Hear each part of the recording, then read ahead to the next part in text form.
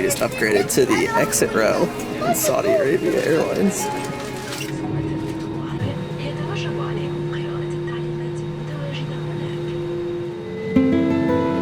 From what I've gathered so far, it seems as though those moments where we feel that real, visceral gut feeling of uncertainty, fear, face first into the unknown, when we point our compass directly at that and forge forward, what we find on the other side is some of the most beautiful, awe-inspiring moments of our lives.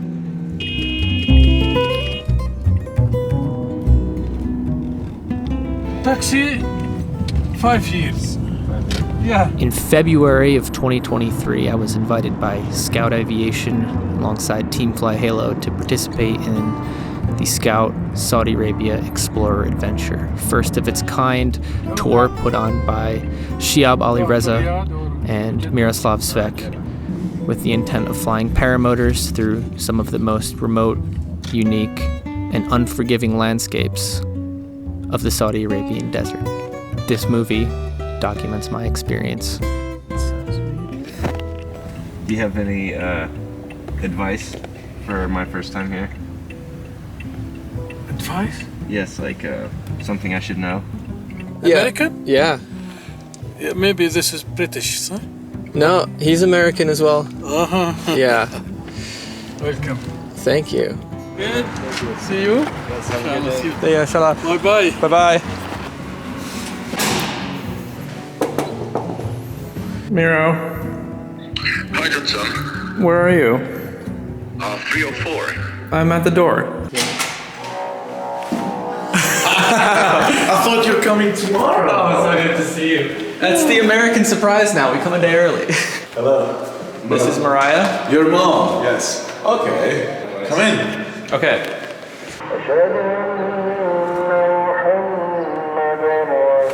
Before you go deep into the Saudi Arabian desert with just some paramotors and tents, you need to make sure your shit's in order.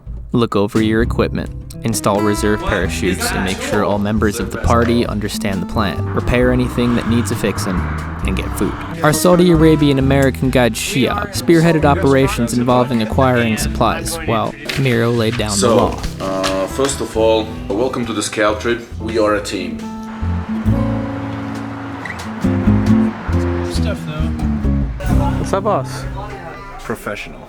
So pro. Where are we? We're in a parts store. They sell everything here. I don't know what to call it. Saudi Arabian hardware store. Wait, what's it? Okay. These are like welding, brazing goggles, basically. We should get these. Yeah, we want it. Shopping in Saudi Arabia is different. The towns were established in a time before phone books or Google Maps, so the towns arranged themselves into districts. This is the industrial district where you can buy tools. For many blocks, all of the shops will only be hardware stores. We also saw a lighting district, plumbing district, and electronic district. In a way, this makes shopping a whole lot more convenient because if you can't find something, you can always go next door to the next hardware store. Let me talk real quick. Talk real quick. Yeah. So what you're hearing right now is a prayer call. It's the evening prayer. We pray 5 times a day. We pray it before sunrise. We pray at high noon. We pray at mid-afternoon when our shadow is the same length as our body. We pray at sunset, and then we pray when it's completely dark, which is this one now. Habibi. What's up, bro? We just got photobombed. That's in sick. Saudi Arabia. After shopping, our guides treated us to a traditional Saudi Arabian dinner on the floor. I can give us a nice big order of this. Floor.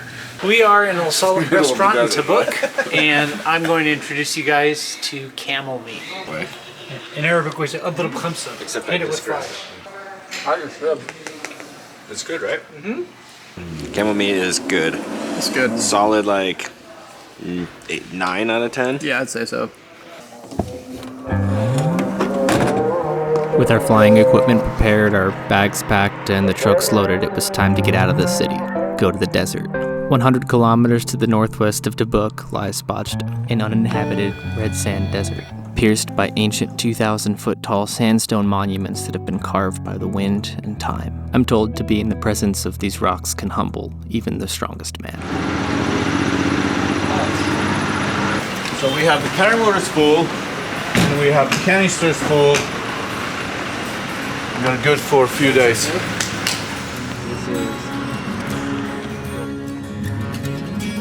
This desert is different. As soon as I set my eyes on her, chills rolled down my spine. These rocks are ancient. The wind has shaped them into a reflection of itself over hundreds of millions of years. No, I just kind of lost my mind when we came over that hill. Yeah. It's happening. This is What? The big desert is at our fingertips.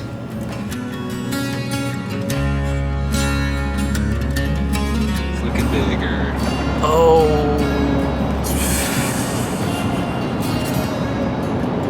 We're going flying there. Oh my god. What's happening? What's happening, Mo? It's happening. Dude. This is otherworldly. I want to buy a book about geology. Every time I fly these amazing places, like so much happening, I'm just imagining that what must have happened to make this work. He has been the only one.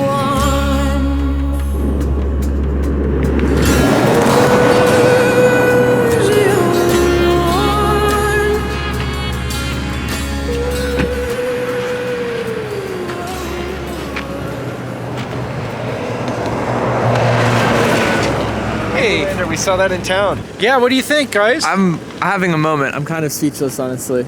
This is Just getting whole body chills. This area is called Bhajda, and these are sandstone cliffs. They range between 500 and 2,500 feet tall. They're really big and vertical. There's an infinite amount of them. I mean, literally, it's like 40 miles that way and 20 miles that way, and it looks like this the whole way. And in between them are these giant dunes. You've probably seen a couple already. We're going to be able to ride bikes and drive the trucks, and most importantly, fly over them, and you can do some pretty awesome soaring on them. Before leaving the asphalt, we deflated all the tires on the vehicles and trailers for both better traction and a smoother ride.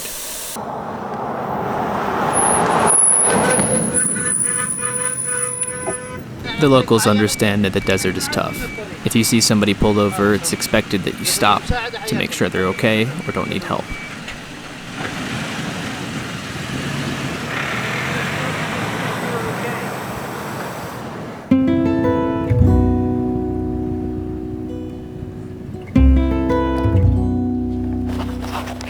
After arriving at our campsite, we took to motorcycles to explore the desert for the first time. I was outpaced and outclassed by two very experienced riders on bigger bikes. I also have zero experience riding in sand and a fear of going down hills. Shiab made quick work of getting me up to speed.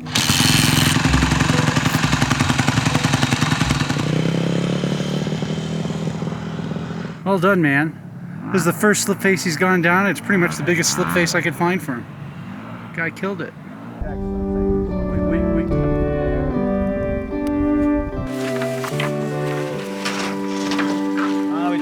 The large sandstone rocks of the desert hold on to the heat of the midday sun, causing turbulence and thermals for us paragliders, even in the evening.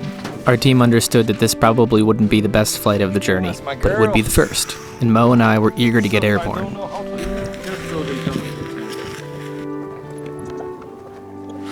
Are you excited? Are you nervous? No, why would I be nervous? I don't know. Just look at that terrain over there. It's like... Excited, yes, but nervous? I mean, it's beautiful. I mean, yeah, I understand. People get nervous when they see a pretty girl. But all the beauty is that way. Okay. So if you climb up, you will see, and you will just start flying that direction. Valhalla. Find me a better paramotor playground. I'll wait. It was bumpy, the winds were strong, we couldn't go anywhere, but we flew across the world for this exact moment to run into the sky in a foreign land on paramotors, and at least lay our eyes on what the next morning had in store. I can only imagine when it's really cold. There are some trains that can fly inside. We flew. And happy, Judson? Very happy because now I know what we're in for, but medium happy because it was a medium happy flight. Yeah. Dawn broke early. Birds nested high in the rocks above us greet the morning and give the illusion that the rock is speaking. 36 degrees Fahrenheit, 2 degrees Celsius. Camp morale is high. It's time to cash in on what the previous night's flight promised us. Mira, how you feeling? Oh, very excited. The high altitude at Bhajda makes for challenging launches. With 3 successful takeoffs, Mo, Miro, and I set off for the canyons. In a strange way, it feels as though these rocks are alive. Flying through these canyons made it feel as though I was floating through a forest of sleeping giants, and we were aware of their power. Luck would not be a common theme on this trip, but on this day, the giants let us dance between their feet.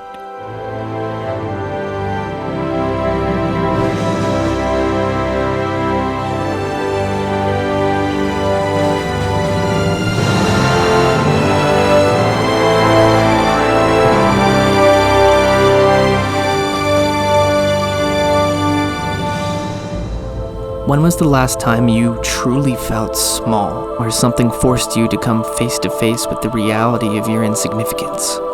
Bhajda is a place that can do that. But it can also remind us that by being alive, we're humbled with the opportunity for a brief moment to witness a small sample of the beauty of the universe.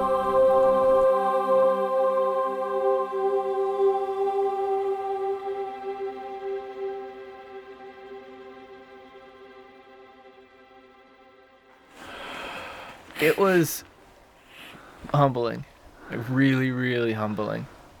As a person, not as a pilot, like you're really, really small. When I put the camera away and was just sitting there looking at it, you're just like, I'm this little speck. And this little speck. And this thing is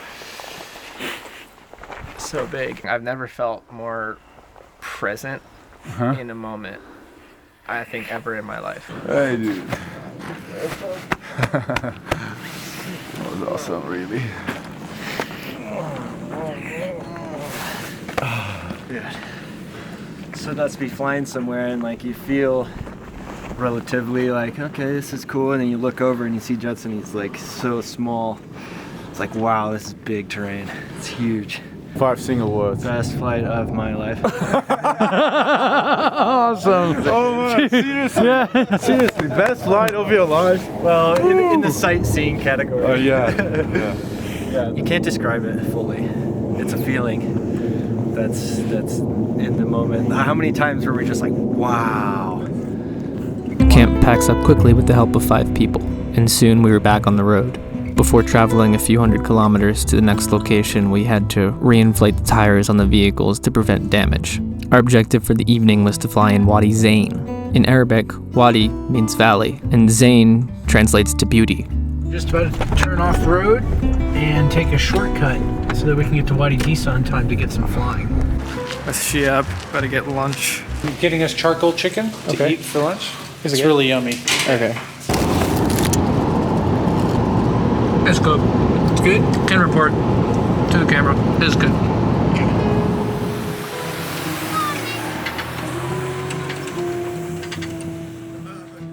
Wadi Zain is remote and relatively unknown. It's only inhabited by shepherds tending to their flocks. The arrival of foreigners piqued their interest.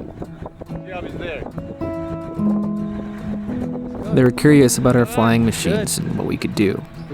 With the winds too strong, I pulled out my laptop and showed them footage from the flights in the morning. Unfortunately, we also piqued the curiosity of the local police, who politely asked us to not fly.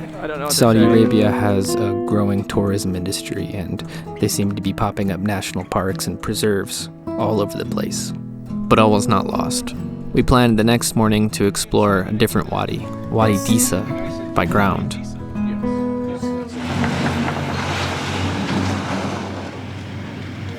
Before we set off into Wadi Disa, we made sure to get some high-quality nutrition from the local cafe. It would take a few hours to get through the actual wadi and then another couple to get to the next town.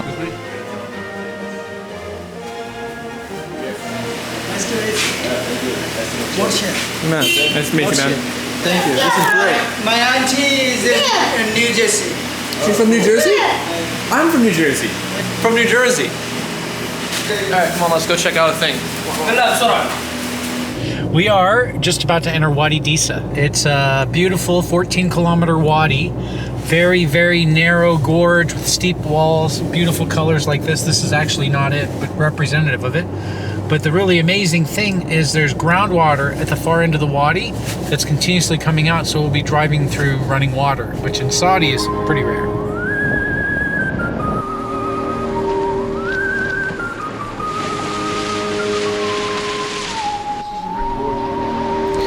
Now, I've never off-roaded, but I've got to say, water fjording is pretty fun, especially when you have an incredible view 360 degrees and almost touching the sky all around you.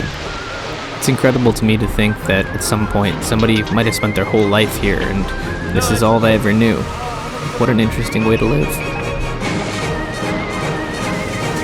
Hey man, what's going on here? I think this is the police. It is. But we both had Farwas, Yeah. and he wants to take a picture with me. Yeah. Is that correct? That's correct. Okay, so we're gonna take a selfie? The police were very kind. They simply stopped us to remind us not to ride our motorcycles in Wadi Disa and to wish us a good trip. After the excitement of off-roading, stopping for a little while and getting out gave us the opportunity to appreciate the scale and beauty of this location. It was quite refreshing to be surrounded by running water. Besides the occasional car driving by, all we could hear was birds and wind in the leaves of the trees below. It was here that Mo and I really came to the conclusion that this trip wasn't really about paramotoring, but for us to witness the beauty of Saudi Arabia, whether by air or on foot.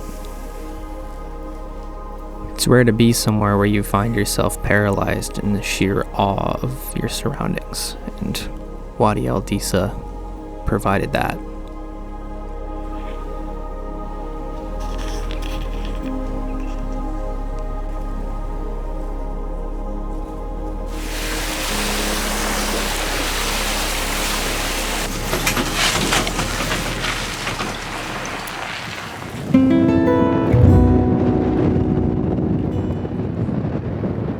When you're traveling through the remote areas of Saudi Arabia, the last thing you want to happen is your gear to fail catastrophically. You can also get people hanging. Well, after some pretty serious off-roading, the trailer finally failed.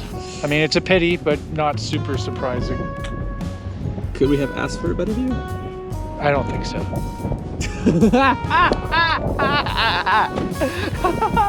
I'm sorry, I just looked at it. The closest place that could repair something like this is to book 250 kilometers away. The decision was made that the team would split up. Shiab would stay with the trailer as he was the one capable of talking to the right people to get it fixed. The rest of us would try to find a town, and then hopefully a hotel, without our Arabic translator. To this day, I'm unsure the name of this town, but there was a kid with a horse, and the only people we could find who could speak enough English to get us to a hotel were at a medical transport facility. How are you? Good, good. Break. Come on. Break. Break? Oh, yeah, coffee? Yeah, we're having coffee. Am I the first American here? Yes. تفضل. انت كلام سلام عليكم. Assalamu alaikum. عليكم السلام. Good. Good. Good, yeah. A selfie. شكرا. Thank you. Welcome. People are so nice here.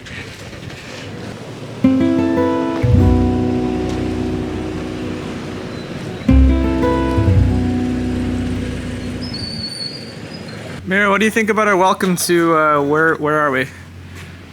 Honestly, I don't know where we are. I don't know the name of this. I don't know what the name of the city. So the plan was to go to, oh, those names are killing me. Like a desert place where we would fly and we will be surrounded by these kind of red rocks. And we will see how the flying will be. I haven't flown there, Shihab neither, but we've flown the drone and look cool.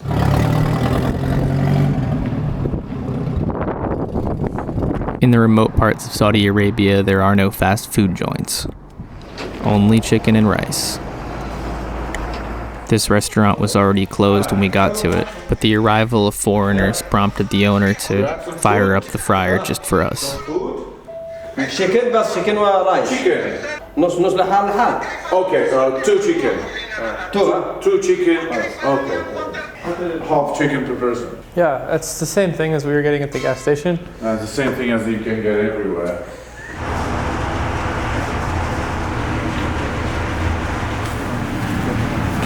Yeah, it's half chicken. I know. Okay. Shukran. So it's unbreaded fried Breaded chicken. fried chicken. It seems like it's fried very, very well How is it? Hot. and delicious. The guy said, "Oh, this is the best coffee of the day." باي باي. Bye bye. شكرا. شكرا هذا.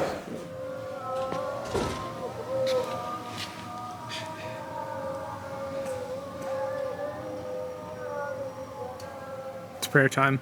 Competing mosques are confusing me.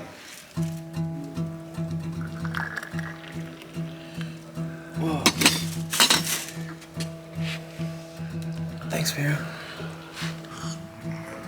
Coffee. With our trailer now up in Tabuk with Shiab for repairs, there would be no flying for the day. Instead, Miro took us to a town called Al-Ula, considered the second largest natural oasis in the world, and home to ancient tombs carved into the sandstone. So I got us tickets for 11:30. The bus departure is from here. And we got 30 minutes. Unfortunately, this food is closed. So what I can offer you, we have only 25 minutes. I think the menu would be tuna with cheesecake. I was gonna say canned tuna. Oh, blueberry cheesecake? Yeah. In the desert. Oasis. Oasis. Second Oasis. largest oasis in the world. That's where we are, the second largest oasis in the world? This is the second largest oasis in the world. As somebody who's never left North America their whole life, I've never had the opportunity to see something on this scale created by civilizations thousands of years These ago. tombs are 2,500 years old. To stand at the mouth of something that somebody probably gave their life to carve out of the sandstone. To look up and see the same views that ancient people saw. I believe this gave me a little bit of perspective on how short life really is.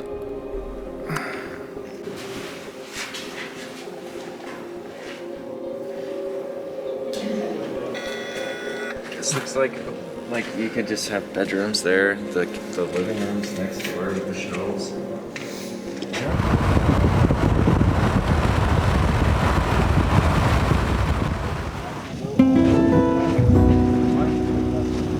After seeing these tombs, our team met back up with Shiab, who had returned from Tabuk with a repaired trailer, or so it We seemed. broke the frame now, we broke the axle. We're running out of stuff to break. I'm sorry. It's okay. Yet another setback. While frustrating, sometimes these moments can be the most exciting part of an adventure. This is aviation grade welding. I mean, I want to draw your attention to the quality of the metal and the smoothness of the welds. What's kind of cool is how like every rule in the book, like you never weld on paint and stuff like that. Just out the window? Rules, we don't need rules here. No, because with enthusiasm and metal, you can cut through anything. Yeah, what's on your mind right now? Honestly. I haven't had a shower in 4 days. Kind of hungry. I have a big headache.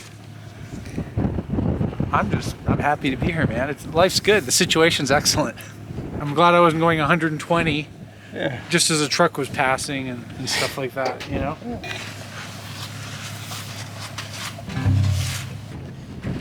Our team split up again. Miro and Shiab set off to the industrial district of Al-Ula to look into repair, while Mo, myself, and Frank had a small opportunity to explore the downtown on our own.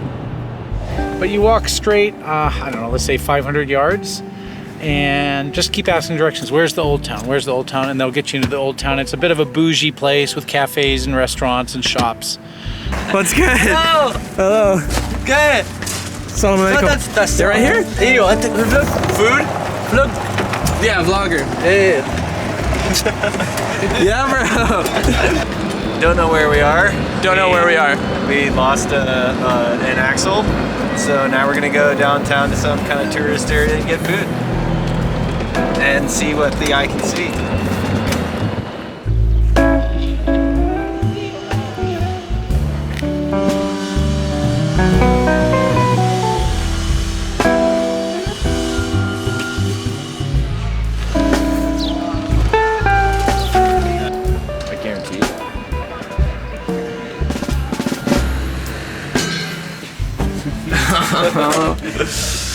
This is cool. I've never seen an elevator quite like this. I have not seen one this glammy. Hey, welcome. We dropped you guys off at the old town, and then we drove into the industrial area. And the first guy we ran into, he said, but why don't you just go down to the junkyard? You can probably get one real easy and it's not a problem, and go find this guy. So we went to the junkyard, and it was like a total Mad Max junkyard. You would have loved to film. And so we're talking with some Africans there. They have a heavy Arabic accent, it's hard for me to understand them. And they're like, yeah, just pull the parts off of this car, remove the differential and do this, and just weld a bar across and you're good to go. And we're like, yeah, no. If the wheel is to fall off your trailer on a paramotor trip, I suppose the best place it could happen would be at the flying site. So the next morning we had the opportunity to fly again. This was a cold and bumpy flight, and these rocks reminded me of southern Utah. In fact, it was rather interesting to me to see the similarities in terrain and geography at the same latitudes on the other side of the world. Shiab didn't fly with us. While we were up, he planned for a crane truck to come pick up the trailer again.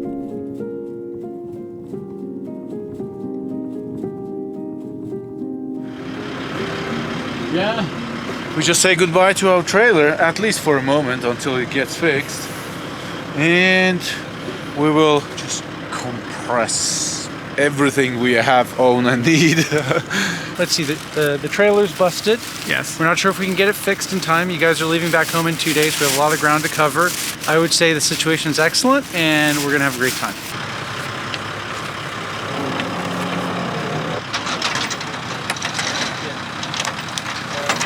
Pensive moment for me, but we're on our way. Where's it going now? It's going to the industrial area. We're gonna offload it there. I actually wouldn't be surprised if they look at it and they go, oh man, we can fix this in 20 minutes.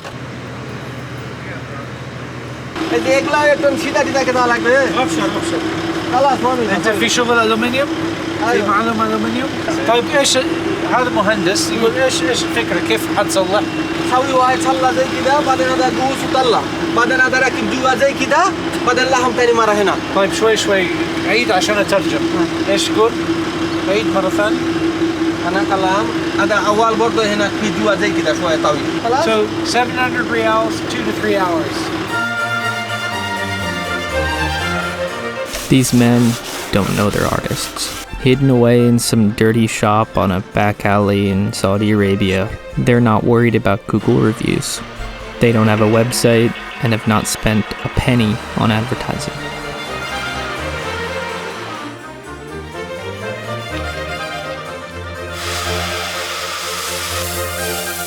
But they've all spent years getting things moving again in Saudi Arabia. They are craftsmen. They're a team. And watching them all together in harmony brought a tear to my eye. It was beautiful.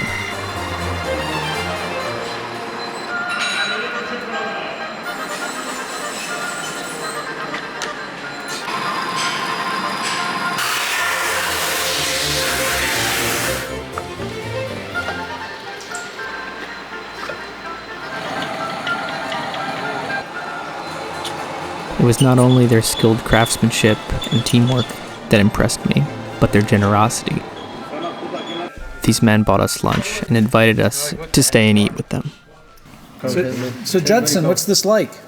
Magical. The trailer broke, and we were all in kind of a bad mood. We came here to here. I'm like, I guess we'll sit in this car for 3 hours while this trailer gets fixed, and instead just watching these guys work is like art. You come in and you go, wow, there's stuff everywhere. But they know exactly where every little thing is. They're like, I need this thing. There it is. And there's like guys working on this and guys working on that, and there's teamwork, and it's beautiful. No one gets to see this ever. Our shop's probably not even on Google. Mm-hmm. These guys are just like doing this every day. Nothing has to be shared. We're just out there doing it for the sake of doing good work. I think that's really cool. Neither of us spoke each other's language, but I could feel a strong mutual respect for each other's crafts.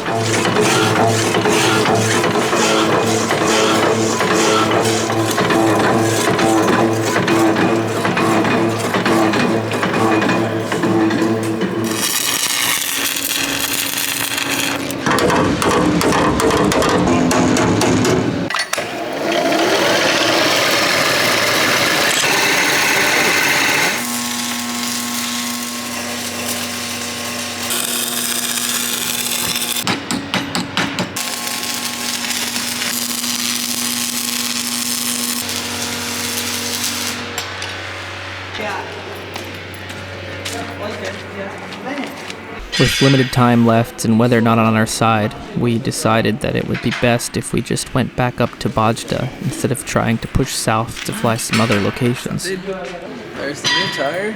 They replaced the bearings. They got us 2 brand new bearings. We only needed 1, but they said we replaced them both. They've put it all together. We're ready to go. See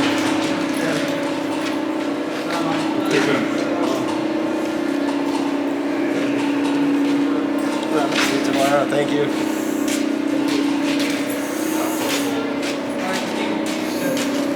We arrived in the dark, late, set up camp, and attempted to get some rest for the most anticipated flight of the entire trip. Young Judson, light off, please. Hi, how you doing, man? Oh, I'm the coldest I'll be all morning, that's for sure. It's the last day of our Scout Saudi Arabia Explorer adventure, and we're gonna go flying. I have a really good feeling about this flight. There's absolutely no wind, and we're going to fly some of the most big, beautiful, intricate, humbling terrain you possibly could. And if everything goes well, nature's just gonna allow us to experience itself for a little bit.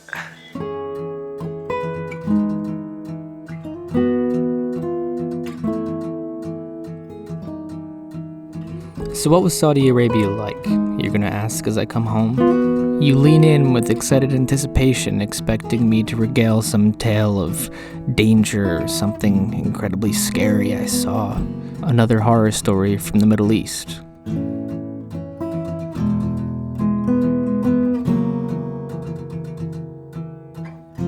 Now before I left, everyone warned me, everyone was nervous for me. Why are you going to Saudi Arabia? I was scared. I had no idea what to expect, of course, but in the same way, I had been fed some narrative that made me expect that this country was going to be dangerous. So what was my experience of going to Saudi Arabia really like? And to that question, I would reply, how do you write words to explain the feeling of a country proving you wrong? It's almost as if when we set our compass towards the things that scare us, we find some of the most beautiful, awe-inspiring moments of our lives. And I found that in Saudi Arabia. So thank you, Scout and Team Fly Halo, for giving me the opportunity to witness Saudi Arabia.